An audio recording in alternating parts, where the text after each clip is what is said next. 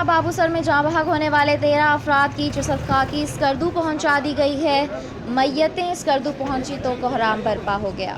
बाबूसर के मुकाम पर हादसे का शिकार होने वाली बदनसीब बस में सवार 13 अफराद की मैयतें पाक आर्मी के खुसूसी हेलीकॉप्टर के ज़रिए स्कर्दू पहुंचा दी गई हैं।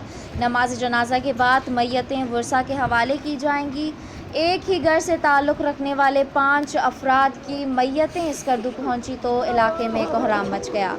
हर आंख अश्कबार थी। शोहदा में स्कर्दू से 5, कुमरा से 2, कुतपना से 1, जबकि गांचे से 4 और खरमंग से 2 अफराद की मैयतें शामिल हैं।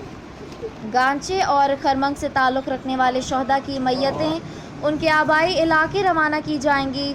बल्तिस्तान बार ने भी लवाहिकीन से इजहार हमदर्दी करते हुए हड़ताल का ऐलान कर दिया और कोर्ट में पेश नहीं होंगे।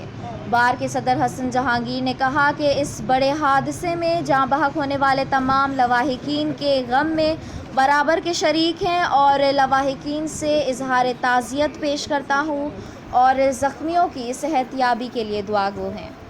कैमरामैन अजहर अली के साथ इकबाल अली इकबाल, हुंजा न्यूज़, स्कर्दू, बल्तिस्तान।